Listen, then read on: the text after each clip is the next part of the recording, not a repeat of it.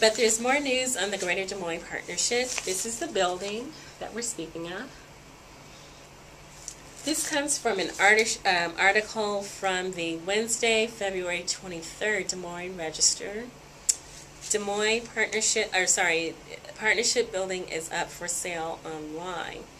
The original name for the expatriates was the local street mall, so they've changed the name to Des Moines, Greater Des Moines Partnership. But that's the building that we're talking about. And there's more inside. Oh, okay, here we go.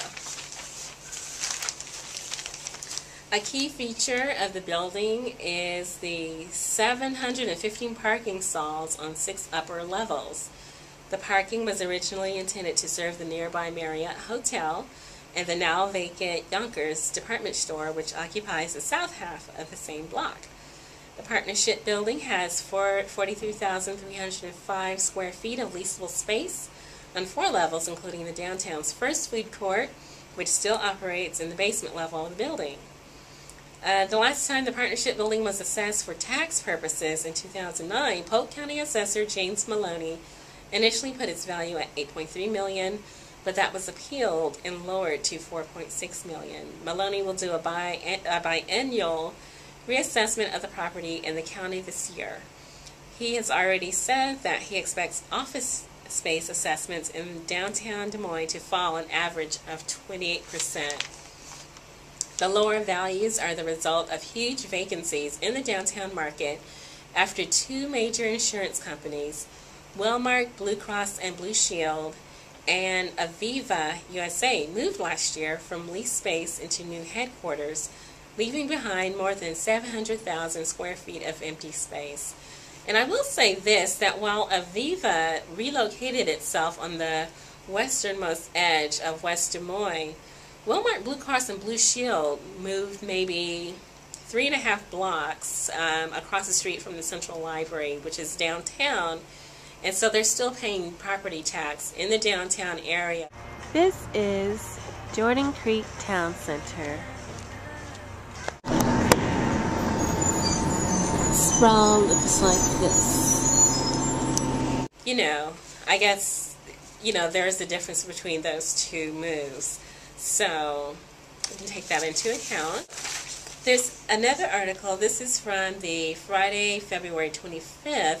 It's a follow-up, and it says $4.5 million bid buys partnership building. So we follow the progress of that sale. An online auction of the 10-story partnership building at 700 Locust Street drew a high bid of $4.5 million Thursday. The 3-day auction ended early Thursday afternoon, and a notice on the auction site said sold subject to finalization. The building had been listed with Hubble Realty for an asking price of $6.2 million for more than a year by Mid-First Bank of Oklahoma City. The building is assessed for tax purposes at a value of $4.6 million. The main tenant is the Greater Des Moines Partnership, which leases about 19,000 square feet of the building's 43,305 square feet of commercial space, and which signed a 5-year lease extension.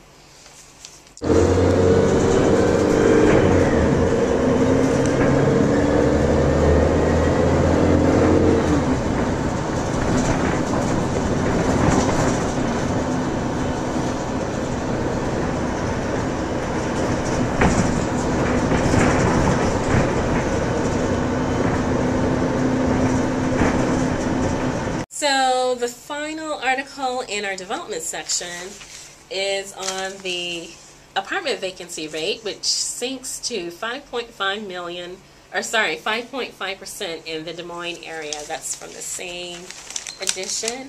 And I'm going to show that again. These are apartments being built at Spring Creek and the Jordan Creek Town Center. They're currently under construction. And according to this article, the increased demand for apartment space is a fallout from what's been happening in the home buying and mortgage markets. And there's more information, such as a chart on vacancies, and you can see that in that edition of the paper.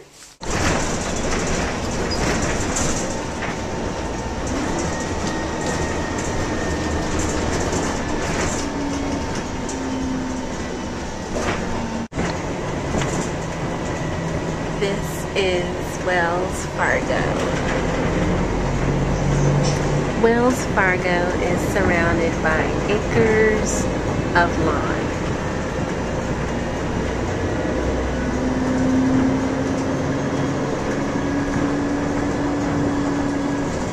It's kind of isolated from the rest of the community.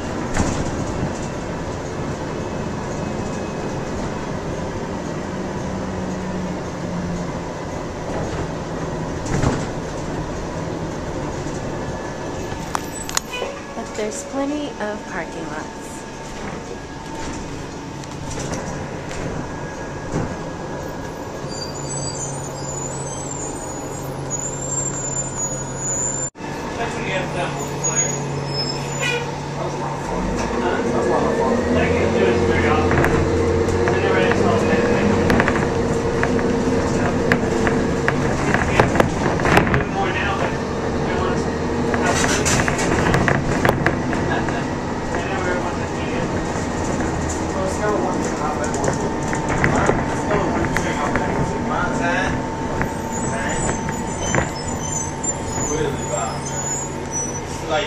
Alright, so we're on jobs now, and there's been a lot of write-up in various media about what's happening in Wisconsin. This is from Thursday, February 17th, Des Moines Register.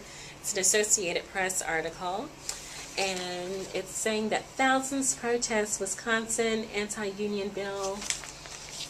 And just a quick overall issue, discussion of the issue. Thousands of teachers, students, and prison guards descended on the Wisconsin Capitol on Wednesday to fight a move to strip government workers of union rights in the first state to grant them more than a half-century ago. But Republican leaders said that the changes they sought would not be made. The State House filled with with as many as 10,000 demonstrators who chanted, sang the national anthem, and beat drums for hours in demonstrations unlike any seen in Madison in decades. The new Republican governor, Scott Walker, is seeking passage of the nation's most aggressive anti-union proposal, which was moving swiftly through the GOP-led legislature. Legislative leaders said Wednesday night they would make minor changes to the bill, but would keep the provision to remove collective bargaining rights that generated the protest. So there's been a lot of action on that issue since the 17th. You can follow that on many channels, many radio stations, many different print and hard copy media. But there's been a growth and a focus of attention on that issue concerning jobs and benefits and the right to bargain for those jobs and those benefits. This is what you find at the corner of Mills Civic Parkway and Jordan Creek Parkway. Aviva and Wells Fargo.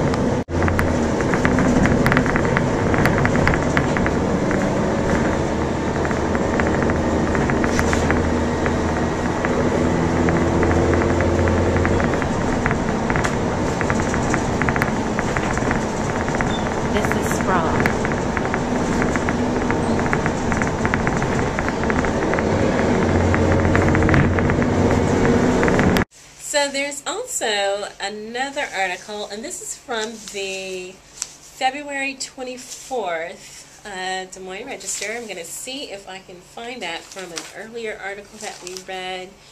And this is concerning copper thieves. Copper thieves who, or suspected copper thieves that were arrested. And it's a very interesting issue because, and to me, it's almost like a type of strange creativity coming to play in terms of job creation.